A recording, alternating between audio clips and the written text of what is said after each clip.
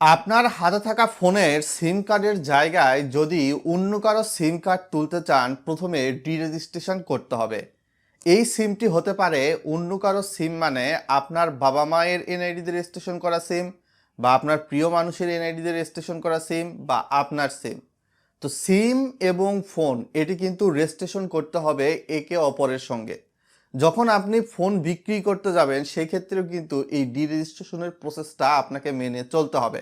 তো এই প্রক্রিয়া বিস্তারিত দেখাবো, কাইন্ডলি স্ক্রিনটা ফলো করবেন। ফোনের প্রথমেই ডায়াল বারে চলে যাবেন, ভিডিওটা লাইক করে দিবেন এবং চ্যানেল নতুন দর্শক হয়ে থাকলে সাবস্ক্রাইব করে দিবেন বন্ধুরা। ফোনের ডায়াল বারে গিয়ে *16161 এটা লিখে হ্যাশ দিয়ে আপনি সিম ওয়ান যেটা রয়েছে সিম স্লট ওয়ানে চাইলে ডায়াল করে দিতে পারেন। যদি আপনি অন্য কারো এনআইডিতে রেজিস্ট্রেশন করা সিম আপনি আপনার ফোনের সিম স্লট ওয়ানে তুলতে চান, যদি 2 নাম্বার স্লটে অন্য কারো এনআইডিতে রেজিস্ট্রেশন করা সিমটা তুলতে চান তাহলে 2 নাম্বার স্লটে ক্লিক করবেন। তো আমি প্রথমত 1 নাম্বার স্লট দিয়ে আপনাদেরকে উদাহরণস্বরূপ দেখাচ্ছি, তাই 1 নাম্বার স্লটে কিন্তু আমি ক্লিক করে দিচ্ছি। আপনার সিম গ্রামীণ, রবি, এয়ারটেল, বাংলালিংক যে কোনোটাই হতে পারে। তারপর এখানে দেখতেই পারতেছেন ডি রেজিস্টার নামে কিন্তু একটা অপশান রয়েছে। তো এজন্য 2 নাম্বারে যেহেতু ডি রেজিস্টার অপশান রয়েছে, তাই আমরা এইখান থেকে 2 দিয়ে দিব। 2 দিয়ে দেওয়ার পর সেন্ড যে বাটনটা রয়েছে সেখানে কিন্তু আমরা ক্লিক করে দিব। ক্লিক করে দেওয়ার পর এখানে বলা হচ্ছে যে প্রোভাইড 4 ডিজিট এনআইডি, অর্থাৎ যেই সিমটা আপনার ফোনে এখন তোলা আছে সিম স্লট ওয়ানে, ওই সিমটা কার এনআইডিতে রেজিস্ট্রেশন করা সেই এনআইডির লাস্টের 4টা সংখ্যা দিতে হবে। অর্থাৎ আপনার ফোনে আপনার সিম যদি থাকে তাহলে আপনার এনআইডি রেজিস্ট্রেশন করা সিমটাই থাকবে। তো সেক্ষেত্রে আপনার এনআইডি কার্ডের লাস্টের 4টা সংখ্যা কিন্তু এখানে অবশ্যই দিতে হবে। সেটা স্মার্ট এনআইডি কার্ড হতে পারে বা লিমিটিং যুক্ত এনআইডি কার্ডের নাম্বার হতে পারে। নাম্বারটা দেওয়ার পর সেন্ড বাটনে ক্লিক করলাম, লোডিং হচ্ছে।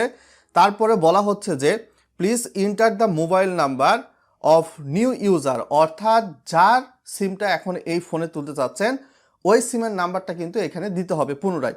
তো আপনার ওই যে সিমটা যেটা রয়েছে সেটা আপনার এনআইডি দিয়েও রেজিস্ট্রেশনকৃত হতে পারে, বা আপনার বাবা মা, ভাই বোন, বা আপনি ফোন যখন বিক্রি করতে গিয়েছেন তার নাম্বারও হয়তোবা এখানে আপনি দিতে পারেন চাইলে। তো নাম্বারটা দেওয়ার পরবর্তীতে এখানে কিন্তু আমি সেন্ড বাটন যেটা রয়েছে এখানে ক্লিক করে দিলাম।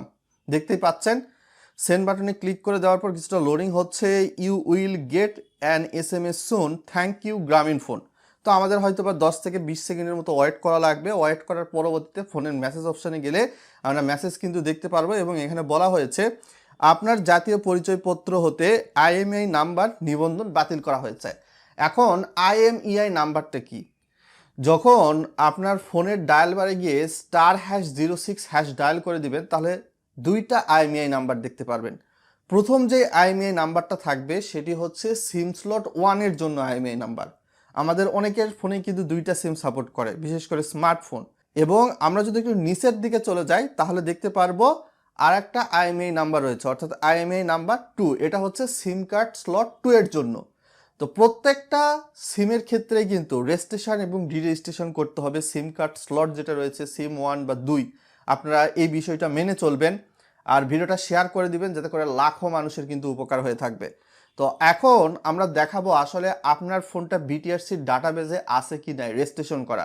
যেহেতু 1 জানুয়ারি 2026 বা পরবর্তী সময় থেকে কিন্তু আনঅফিসিয়াল ফোনে আপনার সিম তুললে কিন্তু নেটওয়ার্ক পাবে না, আপনি কিন্তু কাজও করতে পারবেন না, ইন্টারনেট কল, SMS কোনো কিছুই চালাতে পারবেন না।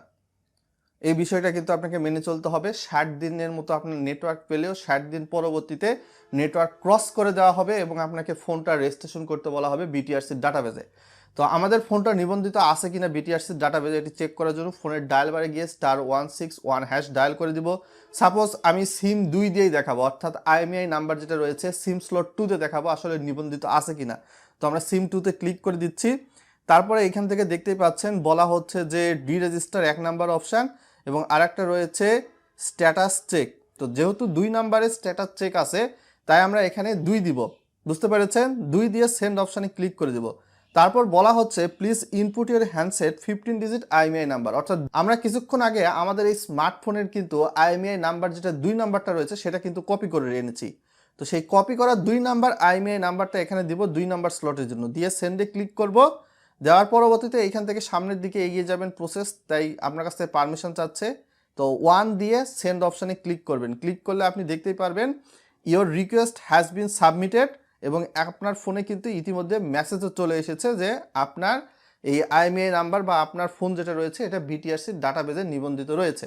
তো এইভাবে আপনি আপনার ফোনের সিম কার্ড স্লট ওয়ানের সিম যদি পরিবর্তন করতে চান, আপনাকে ডি রেজিস্ট্রেশন এবং রেজিস্ট্রেশনের প্রসেসের মাধ্যমে যেতে হবে। আপনার ফোনে সিম স্লট 2 যেটা রয়েছে ওই জায়গায় যদি অন্য কারো নাম্বার তুলতে চান বা অন্য কারো সিম তুলতে চান, সেক্ষেত্রেও কিন্তু ডি রেজিস্ট্রেশন এবং রেজিস্ট্রেশন প্রসেসের মাধ্যমে যেতে হবে আপনাকে এই প্রক্রিয়ায় কোড ডায়াল করে। অথবা আপনারা চাইলে neirBTRC.gov.bd এই পোর্টালে গিয়েও একদম ডিজিটালি এই রেজিস্ট্রেশন এবং ডি রেজিস্ট্রেশন প্রক্রিয়ার মধ্যে দিয়ে কিন্তু যেতে পারবেন। সো আশা করি বুঝতে পেরেছেন। আর যদি কোনো প্রশ্ন থাকে ভিডিওর কমেন্ট বক্সে জানাতে পারেন।